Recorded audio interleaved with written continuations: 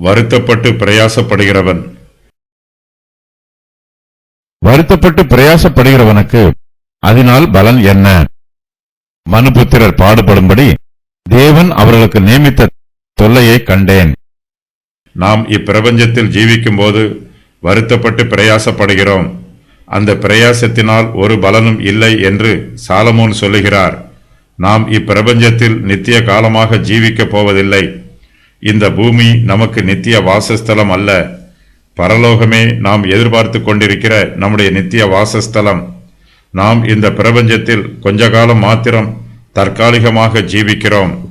ஆகையினால் நம்முடைய ஜீவிய காலத்தில் நாம் வருத்தப்பட்டு பிரயாசப்படுகிறதினால் நமக்கு ஒரு பலனும் இல்லை. நம்முடைய பிரயாசத்தினால் நமக்கு சில ஆதாயங்கள் கிடைத்தாலும் அவை நமக்கு அற்ப பிரயோஜனம் உள்ளதாகவே இருக்கும். அந்த ஆதாயத்தினால் நமக்கு சிறிதளவு நன்மை மாத்திரமே கிடைக்கும். இதை பெற்றுக்கொள்வதற்குத்தான் நாம் கடினப்பட்டு பிரயாசப்படுகிறோம். தேவன் நமக்கு கொடுத்திருக்கிற ஆசீர்வாதங்களையும் பராமரிப்புகளையும் நல்ல முறையில் செலவு பண்ண வேண்டும். அவற்றை சரியாக பயன்படுத்த வேண்டும். மனுபுத்திரர் பாடுபடும்படி தேவன் நமக்கு வேலைகளை கொடுத்திருக்கிறார். அந்த வேலைகளை நாம் கர்த்தருக்கு பயந்து சரியாக செய்தால் நமக்கு பிரயோஜனம் உண்டாகும். நாம் பாடுபடுவதை பற்றி சாலமோன் சொல்லும்போது அது தேவன் நியமித்த தொல்லை என்று சொல்லுகிறார். தொல்லையினால் நமக்கு சந்தோஷம் கிடைக்காது, வருத்தமும் வேதனையும் தான் கிடைக்கும்.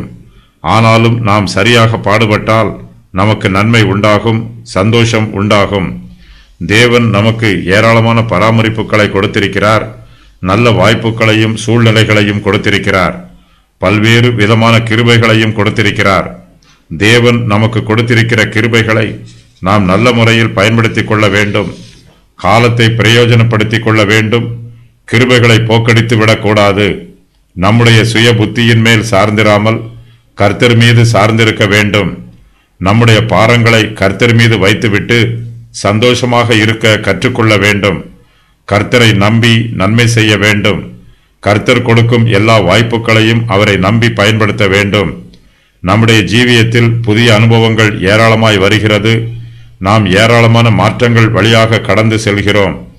ஒவ்வொரு முறை நாம் மாற்றமான சூழ்நிலையின் வழியாக செல்லும் போது எல்லாமே நமக்கு புதிதாய் இருக்கிறது. நம்முடைய அனுபவமும் புதிதாய் இருக்கிறது. நம்முடைய வேலைகளும் நம்முடைய முயற்சிகளும் புதிதாய் இருக்கிறது. நம்முடைய சூழ்நிலைகளின் மீது நாம் அதிகமாய் கவனம் செலுத்தாமல் கர்த்தர் மீதே கவனம் செலுத்த வேண்டும். எல்லா சூழ்நிலைகளிலும் கர்த்தரே நமக்கு ஆண்டவராக இருக்கிறார். சூழ்நிலைகள் மாறினாலும் நம்முடைய கர்த்தர் மாறாதவர். பிரயோஜனத்தை பற்றி கேட்கப்பட்ட கேள்விகள். இந்த சேஷ்ட புத்திர பாகம் எனக்கு என்னத்திற்கு? நாம் நம்முடைய சகோதரனை கொன்று அவன் இரத்தத்தை மறைப்பதினால் லாபம் என்ன? அவரை நோக்கி ஜெபம் பண்ணுவதில் நமக்கு பிரயோஜனம் என்ன? நான் பாவியாய் இராததினால் எனக்கு பிரயோஜனம் என்ன? பலன் என்ன?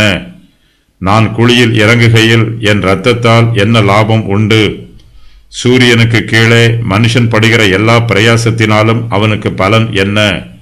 வருத்தப்பட்டு பிரயாசப்படுகிறவனுக்கு அதனால் பலன் என்ன? அவன் காற்றுக்கு பிரயாசப்பட்டதினால் அவனுக்கு லாபம் என்ன? அவருடைய கட்டளைகளை கைக்கொள்ளுகிறதினாலும் சேனைகளின் கர்த்தருக்கு முன்பாக துக்கித்து நடக்கிறதினாலும் என்ன பிரயோஜனம்? மனுஷன் உலகம் முழுவதையும் ஆதாயப்படுத்தி கொண்டாலும் தன் ஜீவனை நஷ்டப்படுத்தினால் அவனுக்கு லாபம் என்ன? விருத்த சேதனத்தினாலே பிரயோஜனம் என்ன?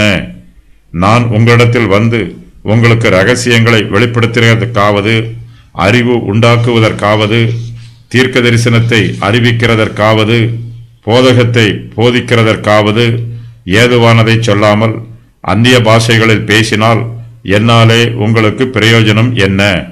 ஒருவன் தனக்கு விசுவாசம் உண்டு என்று சொல்லியும் கிரியைகள் இல்லாதவனானால் அவனுக்கு பிரயோஜனம் என்ன? சரீரத்திற்கு வேண்டியவைகளை அவர்களுக்கு கொடாவிட்டால் பிரயோஜனம் என்ன?